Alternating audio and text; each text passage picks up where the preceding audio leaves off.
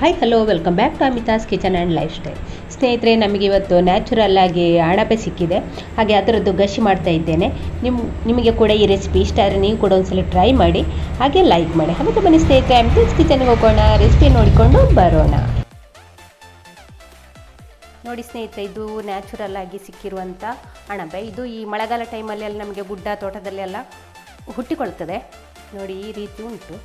ಇಲ್ಲಿ ನೋಡಿ, ಇದನ್ನು ನಾವು ಸುರುಳಿ ಅಣಬೆ ಅಂತ ಹೇಳ್ತೇವೆ. ಸುರುಳಿ ಅಣಬೆ ಅಂತ ಹೇಳ್ತೇವೆ. ನೋಡಿ ಇಲ್ಲಿ ಸ್ವಲ್ಪ ಶಾರ್ಪಾಗಿ ಉಂಟು. ನೋಡಿ ಈ ಥರದಕ್ಕೆ ಸುರುಳಿ ಅಳಂಬು ಅಂತ ಹೇಳ್ತೇವೆ. ಹಾಗೆ ಇಲ್ಲಿ ಸ್ವಲ್ಪ ಬ್ಲ್ಯಾಕ್, ಇದು ಒಂದು ಸ್ವಲ್ಪ ಸುರುಳಿ ಅಳಂಬು ಸ್ವಲ್ಪ ಬ್ಲ್ಯಾಕ್. ಹಾಗೆ ಇದರ ತುದಿ ನೋಡಿ ಸ್ವಲ್ಪ ಶಾರ್ಪಾಗಿ ಉಂಟು. ಇದರಲ್ಲಿ ಸಹ ಬೇರೆ ಬೇರೆ ಟೈಪಿನ ಅಣಬೆ ಉಂಟು, ತಿನ್ನುವಂಥ ಅಣಬೆ.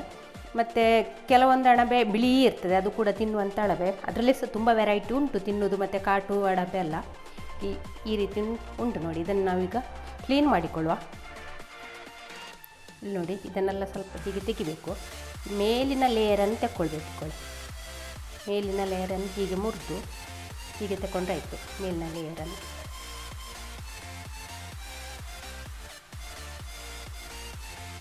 ಹೀಗೆ ನೋಡಿ, ಎಲ್ಲವನ್ನು ಕೂಡ ಹೀಗೆ ಮುರಿದು ಮೇಲಿನ ಲೇಯರನ್ನು ತಗೊಂಡ್ರೆ ಆಯಿತು. ಇಲ್ಲಿ ಸೈಡಲ್ಲಿ ಸ್ವಲ್ಪ ಇದ್ರೆ ಏನಾಗೋದಿಲ್ಲ. ಇದೆಲ್ಲ ನೋಡಿ ಹೀಗೆ ಹೀಗೆ ಮಾಡಿಕೊಂಡ್ರೆ ಆಯಿತು. ಮೇಲಿನ ಸಿಪ್ಪೆಯನ್ನು ಹೀಗೆ ಹೇಳ್ಕೊಂಡು, ಮತ್ತು ಇದರ ತುದಿಯನ್ನು ಸ್ವಲ್ಪ ಈ ಕಪ್ಪಿದನ್ನೆಲ್ಲ ಹೀಗೆ ಕಟ್ ಮಾಡಿ ತೆಗಿಬೇಕು ಹೀಗೆ. ಮತ್ತು ಇಲ್ಲಿಂದೊಂದು ಕಟ್ ಹಾಕಿಕೊಳ್ಳುವ ಹೀಗೆ.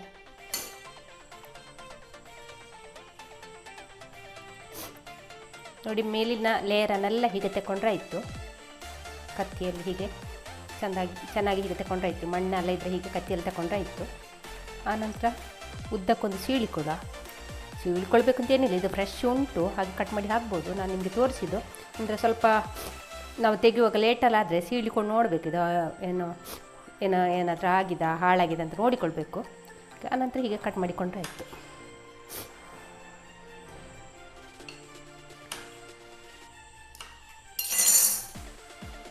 ಹೀಗೆ ಕಟ್ ಮಾಡಿಕೊಂಡ್ರೆ ಆಯಿತು. ಫ್ರೆಶ್ ಇದ್ದ ಕಾರಣ ನೋಡಿ ಚೆನ್ನಾಗಿ ಹೀಗೆ ಕ್ಲೀನ್ ಮಾಡಿಕೊಂಡು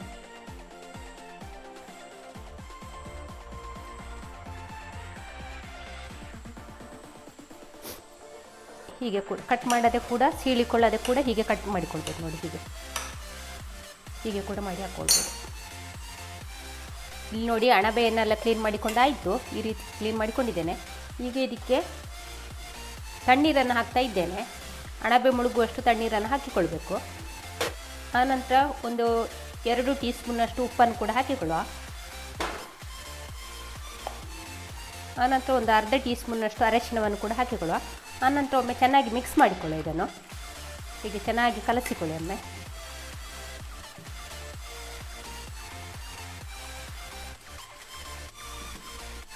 ಅಣಬೆ ಮುಳುಗುವಷ್ಟು ನೀರು ಹಾಕಿಕೊಳ್ಬೇಕು. ಆನಂತರ ನಾವು ಇದನ್ನೊಂದು 5 ನಿಮಿಷ ಹೀಗೆ ಬಿಡುವ. ನಾನಿಲ್ಲಿ ತಣ್ಣೀರು ಹಾಕಿದ್ದು. ನೋಡಿ, ಹೀಗೆ ಎಲ್ಲ ಚೆನ್ನಾಗಿ ಕಲಸಿಕೊಂಡ ನಂತರ ಉಪ್ಪು ಅರಶಿಣ ಎಲ್ಲ ಚೆನ್ನಾಗಿ ಕಲಸಿಕೊಳ್ಬೇಕು. ಆನಂತರ ಒಂದು 5 ನಿಮಿಷ ನಾವು ಹೀಗೆ ಬಿಡುವ. ಹಾಗೆ ನಾನಿಲ್ಲಿ ಅದಕ್ಕೆ ಹಾಕಲಿಕ್ಕಿಂತ ಹಲಸಿನ ಬೀಜವನ್ನು ಕೂಡ ತಗೊಂಡಿದ್ದೇನೆ. ಹಲಸಿನ ಬೀಜದ ಮೇಲಿನ ಕವರೆಲ್ಲ ತೆಗೆದು ಮೇಲಿನ ಸಿಪ್ಪೆ ತಗೊಳ್ಬೇಕು.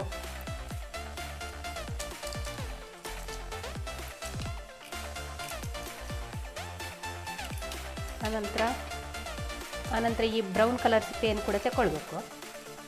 ಪೂರ್ತಿ ತೆಗಿಬೇಕು ಅಂತಿಲ್ಲ, ಒಂದು ಸ್ವಲ್ಪ ತಗೊಂಡು ಸಾಕು.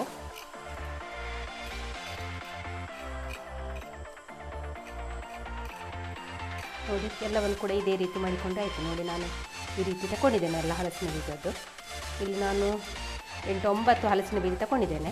ಹಲಸಿನ ಬೀಜ ಬೇಡ, ಒಂದು ಸ್ವಲ್ಪ ಹಾಕಿದರೆ ಸಾಕು.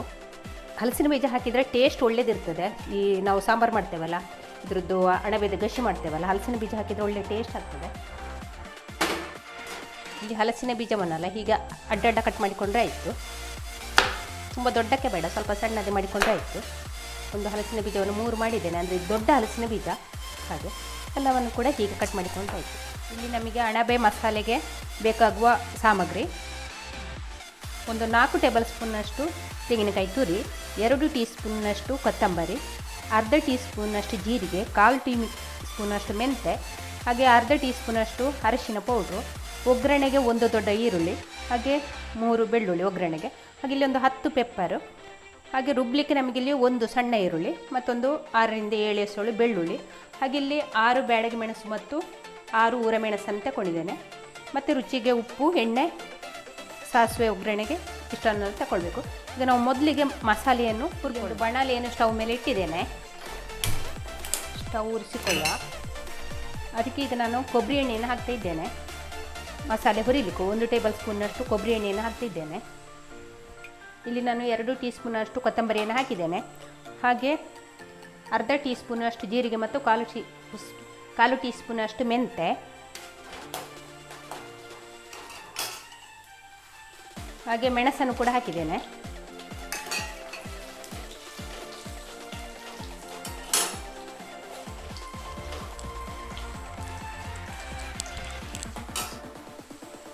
ಇಲ್ಲಿ 1 ಈರುಳ್ಳಿಯನ್ನು ಕೂಡ ಹಾಕಿದ್ದೇನೆ. ಹಾಗೆ 6 ಎಸಳು ಬೆಳ್ಳುಳ್ಳಿ,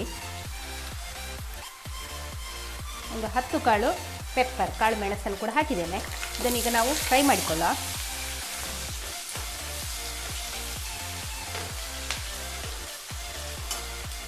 ಹಾಗೆ ಅದರ ಜೊತೆಯಲ್ಲಿ 4 ಟೇಬಲ್ ಸ್ಪೂನಷ್ಟು ತೆಂಗಿನಕಾಯಿ ತುರಿಯನ್ನು ಕೂಡ ಹಾಕಿದ್ದೇನೆ. ಇದನ್ನೊಮ್ಮೆ ಚೆನ್ನಾಗಿ ಹುರ್ಕೊಳ್ಳ.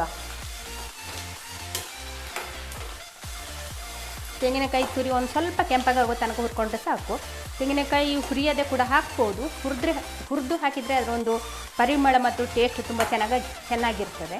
ಯಾಕೆ ನಾನಿಲ್ಲಿ ತೆಂಗಿನಕಾಯಿ ತುರಿಯನ್ನು ಒಂದು ಸ್ವಲ್ಪ ಹುರ್ಕೊಳ್ತಿದ್ದೇನೆ.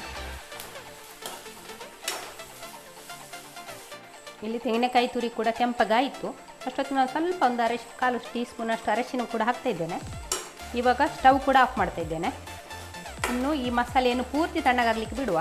ಪೂರ್ತಿ ತಣ್ಣಗಾದ ನಂತರ ನಾವು ಗ್ರೈಂಡ್ ಮಾಡಿಕೊಳ್ಳುವ. ಇಲ್ಲಿ ಹುಳಿಯನ್ನು ಕೂಡ ಹಾಕಿಕೊಂಡೆ. ಇಲ್ಲಿ ಅಣಬೆಯನ್ನು ನಾನು 4 ಸಲ ತಣ್ಣೀರಲ್ಲಿ ತೊಳ್ಕೊಂಡಾಯಿತು. ಈಗ ನಾನು ಇದಕ್ಕೆ ಕುದಿಯುವ ನೀರನ್ನು ಹಾಕ್ತಾ ಇದ್ದೇನೆ. ಕುದಿಯೋ ನೀರು ಹಾಕಿ ಒಂದು 5 ನಿಮಿಷ ನಾವು ಹೀಗೆ ಬಿಡುವ. ಇದನ್ನು ಹಲಸಿನ ಬೀಜವನ್ನು ತೊಳೆದು ಹಾಕಿಕೊಂಡಿದ್ದೇನೆ. ಹಾಗೆ ಇದಕ್ಕೀಗ ಅಣಬೆಯನ್ನು ಕೂಡ ಹಾಕ್ತಾ ಇದ್ದೇನೆ. ಬಿಸಿ ನೀರಲ್ಲಿ ತೊಳೆದು ತಗೊಂಡು ಅಣಬೆಯನ್ನು ಕೂಡ ಹಾಕ್ತಾ ಇದ್ದೇನೆ. ಅದಕ್ಕೊಂದು ಕಾಲು ಟೀ ಸ್ಪೂನಷ್ಟು ಅರಶಿನ ಕೂಡ ಹಾಕ್ತಿದ್ದೇನೆ. ಹಾಗೆ ಒಂದು ಸ್ವಲ್ಪ ಉಪ್ಪನ್ನು ಕೂಡ ಹಾಕಿಕೊಂಡು ಬೇಯಿಸ್ಕೊಳ್ಳ. ಒಂದು ವಿಶಿಲ್ ಬರುವ ತನಕ ಬೇಯಿಸ್ಕೊಂಡ್ರೆ ಆಯಿತು. ಈಗ ಸ್ವಲ್ಪ ನೀರನ್ನು ಕೂಡ ಹಾಕ್ತಾಯಿದ್ದೇನೆ. ಜಾಸ್ತಿ ಬೇಡ, ನೀರು ಸ್ವಲ್ಪ ಸಾಕು. ಇನ್ನು ಇದನ್ನು 1 ವಿಶಿಲ್ ಬರೋ ತನಕ ಬೇಯಿಸ್ಕೊಂಡ್ರೆ ಸಾಕು. ಇನ್ನು ನಾವು ಮಸಾಲೆ ರುಬ್ಬಿಕೊಳ್ಳುವ. ನಾವಿಲ್ಲಿ ಹುರಿದಿಟ್ಟ ಮಸಾಲೆ ಕೂಡ ತಣ್ಣಗಾಗಿದೆ. ಹುಳಿಯನ್ನು ಕೂಡ ಹಾಕ್ತಾಯಿದ್ದೇನೆ. ಹಾಗೆ ನಾವು ಹುರಿದಿಟ್ಟ ಮಸಾಲೆಯನ್ನೆಲ್ಲ ಇದಕ್ಕೆ ಹಾಕಿ ನಯವಾಗಿ ರುಬ್ಬಿಕೊಳ್ಳ. ನಾನೀಗ ಸ್ಟವ್ ಮೇಲೆ ಒಂದು ಮಣ್ಣಿನ ಮಡಿಕೆಯನ್ನು ಇಟ್ಕೊಂಡಿದ್ದೇನೆ. ಅದಕ್ಕೆ ಈಗ ಕೊಬ್ಬರಿ ಎಣ್ಣೆಯನ್ನು ಹಾಕ್ತಿದ್ದೇನೆ. 1 ಟೇಬಲ್ ಸ್ಪೂನಷ್ಟು ಕೊಬ್ಬರಿ ಎಣ್ಣೆಯನ್ನು ಹಾಕಿದ್ದೇನೆ. ಒಗ್ಗರಣೆ ಮಾಡಿಕೊಳ್ಳುವ. ಎಣ್ಣೆ ಇಲ್ಲಿ ಕಾದಿದೆ. ಈಗ ನಾವು ಸಾಸಿವೆ ಹಾಕ್ಕೊಳ್ಳುವ. ಇಲ್ಲಿ ಸಾಸಿವೆ ಚಟಪಟ ಕೇಳ್ತಾ ಉಂಟು. ಅಷ್ಟೊತ್ತಿಗೆ ನಾನಿಲ್ಲಿ ಜಜ್ಜಿದ ಬೆಳ್ಳುಳ್ಳಿಯನ್ನು ಕೂಡ ಹಾಕ್ತಾಯಿದ್ದೇನೆ. ಇಲ್ಲಿ ಸಾಸಿವೆ ಕೂಡ ಚಟಪಟ ಅಂತ ಹೇಳಿತ್ತು, ಬೆಳ್ಳುಳ್ಳಿ ಕೂಡ ಕೆಂಪಗಾಯಿತು. ಅಷ್ಟೊತ್ತಿಗೆ ಈಗ ನಾನು ಈರುಳ್ಳಿ ಹಾಕ್ತಾಯಿದ್ದೇನೆ. 1 ದೊಡ್ಡ ಈರುಳ್ಳಿಯನ್ನು ಕಟ್ ಮಾಡಿದ್ದು ಹಾಕ್ತಾಯಿದ್ದೇನೆ. ಈರುಳ್ಳಿ ಒಂದು ಸ್ವಲ್ಪ ಕೆಂಪಗಾಗೋ ತನಕ ಫ್ರೈ ಮಾಡಿಕೊಳ್ಳುವ. ಇಲ್ಲಿ ಈರುಳ್ಳಿ ಕೂಡ ಕೆಂಪಗಾಯಿತು, ಒಂದು ಸ್ವಲ್ಪ ಹಗುರಾಗ್ತಾ ಬಂತು. ಅಷ್ಟೊತ್ತಿಗೆ ನಾವಿಲ್ಲಿ ಕಟ್ ಮಾಡಿ ಇಟ್ಟುಕೊಂಡ ಟೊಮೆಟೊವನ್ನು ಕೂಡ ಇದಕ್ಕೆ ಹಾಕಿಕೊಳ್ಳುವ. ಟೊಮೆಟೊನ್ನು ಮೆತ್ತಗಾಗೋ ತನಕ ಫ್ರೈ ಮಾಡಿಕೊಂಡ್ರೆ ಆಯಿತು. ಇಲ್ಲಿ ಒಂದು ನಿಮಿಷ ಮುಚ್ಚಿಡುವ. ಅಂದರೆ ಟೊಮೆಟೊ ಬೇಗ ನಮಗಿಲ್ಲಿ ಮೆತ್ತಗಾಗ್ತದೆ.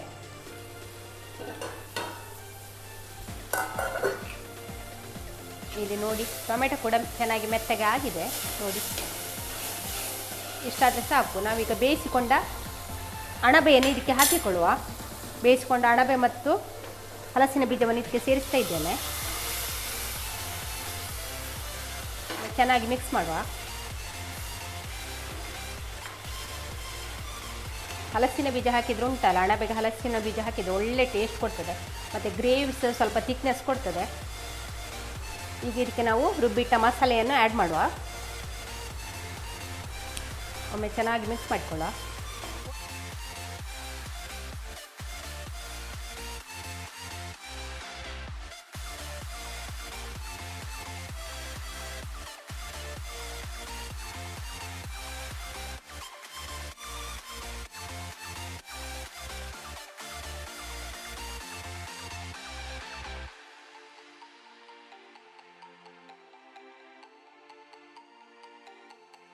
ಇಲ್ಲಿ ನಮಗೆ ಅಣಬೆದು ಗಸಿ ನೀರು ಮಾಡ್ಲಿಕ್ಕಿಲ್ಲ, ಸ್ವಲ್ಪ ಗಟ್ಟಿಯೇ ಬೇಕು, ಈ ರೀತಿ ಬೇಕು, ಸ್ವಲ್ಪ ಗಸಿ ಗಸಿ ಬೇಕು.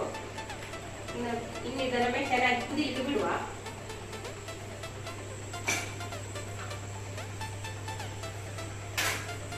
ಈಗ ಮಸಾಲೆ ನೋಡಿ ನಮ್ಗೆ ಇಲ್ಲಿ ತೆಳ್ಳಗಿರಬಾರ್ದು, ಇದರ ಗ್ರೇವಿ ಸ್ವಲ್ಪ ಗಸಿ ತರ ಇರಬೇಕು. ಇದೀಗ ಕುದಿ ಬಂದ ನಂತರ ಸ್ವಲ್ಪ ಗಟ್ಟಿ ಆಗ್ತದೆ ನೋಡಿ, ಈ ರೀತಿ ಉಂಟು.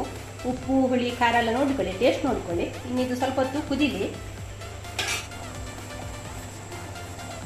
ಈಗ ಇಲ್ಲಿ ಒಂದು ಅರ್ಧ ಟೀ ಸ್ಪೂನ್ ಅಷ್ಟು ಉಪ್ಪನ್ನು ಕೂಡ ಹಾಕ್ತಿದ್ದೇನೆ, ಉಪ್ಪು ಸ್ವಲ್ಪ ಕಡಿಮೆ ಆಗಿದೆ. ಇವಾಗ ಇದರ ಟೇಸ್ಟ್ ನೋಡುವ, ಉಪ್ಪು ಹುಳಿ ಖಾರ ಎಲ್ಲ ಕರೆಕ್ಟ್ ಉಂಟ ನೋಡಿಕೊಳ್ಳುವ. ಒಳ್ಳೆಯದಾಗಿದೆ, ಒಳ್ಳೆ ಟೇಸ್ಟ್ ಉಂಟು, ಪರಿಮಳ ಎಲ್ಲ ಒಳ್ಳೆ ಬರ್ತಾ ಉಂಟು. ನೀವು ಕೂಡ ಒಂದ್ಸರಿ ಟ್ರೈ ಮಾಡಿ. ಈಗ ಒಂದು ಕಬ್ಬಿಣದ ಒಗ್ಗರಣೆ ಕೊಡುವ. ಕಬ್ಬಿಣದ ಒಗ್ಗರಣೆ ಕೊಡೋದು ಯಾಕೆ ಅಂದರೆ ಇದು ಅಣಬೆ ಸ್ವಲ್ಪ ಪಾಯ್ಸನ್ ಅಂತ ಹೇಳ್ತಾರೆ. ಅಂದರೆ ಅಣಬೆ ಹುಟ್ಟಿಕೊಳ್ತದಲ್ಲ, ಅಲ್ಲಿ ಹಾವುಗಳೆಲ್ಲ ಜಾಸ್ತಿ ಬರ್ತವೆ ಅಂತಾರೆ ಸ್ಮೆಲ್ಲಿಗೆಲ್ಲ, ಹಾವುಗಳು ತಿನ್ನಲಿಕ್ಕೆಲ್ಲ. ಹಾಗೆ ಮತ್ತು ಅಣಬೆಯನ್ನು ನಾವು ಕೀಳಲಿಕ್ಕೆ ಹೋಗುವಾಗ ಸಹ ಅಷ್ಟೇ ಜಾಗೃತಿಯಿಂದ ಹೋಗಬೇಕು, ಹಾವೆಲ್ಲ ಇರ್ತದೆ. ಅದು ಪಾಯ್ಸನ್ ಅಂತ ಹೇಳ್ತಾರೆ ಅಣಬೆ. ಅದಕ್ಕೋಸ್ಕರ ನಾವು ಇಲ್ಲಿಗೊಂದು ಕಬ್ಬಿಣದ ಒಗ್ಗರಣೆ ಕೊಡುವ. ನಾನು ಕಬ್ಬಿಣ ಒಗ್ಗರಣೆ ಅಂದರೆ ಕತ್ತಿ ಅಥವಾ ಯಾವುದಾದ್ರೂ ಕಬ್ಬಿಣ ವಸ್ತುವನ್ನು ಒಲೆಯಲ್ಲಿ ಇಡಬೇಕು. ಅದು ಚೆನ್ನಾಗಿ ಕೆಂಪಗೆ ಆದ ನಂತರ ಈ ಪದಾರ್ಥಕ್ಕೆ ಹಾಕಿಕೊಳ್ಬೇಕು. ಇದು ನಮ್ಮ ಪದಾರ್ಥ ಈಗ ನಮ್ಮ ಸಾಂಬಾರಲ್ಲಿ ರೆಡಿಯಾಗಿದೆ. ಸ್ಟವ್ ಆಫ್ ಮಾಡ್ತಾ ಇದ್ದೇನೆ. ಹಾಗೆ ಇದಕ್ಕೆ ಕಬ್ಬಿಣದ ಒಂದು ಒಗ್ಗರಣೆಯನ್ನು ಕೂಡ ಕೊಡ್ತೇನೆ. ನ್ಯಾಚುರಲ್ ಆಗಿ ಸಿಗ್ತದಲ್ಲ ಅಣಬೆ, ಅದಕ್ಕೆಲ್ಲ ನಮ್ಮ ಅಮ್ಮ ಕಬ್ಬಿಣದ ಒಗ್ಗರಣೆ ಕೊಡ್ತಾ ಇದ್ರು. ಹಾಗೆ ನನಗೆ ಅದು ಕೂಡ ನೆನಪಾಯಿತು. ಹಾಗೆ ನಾನಿಲ್ಲಿ ಅದನ್ನೇ ಮಾಡ್ತಾ ಇದ್ದೇನೆ.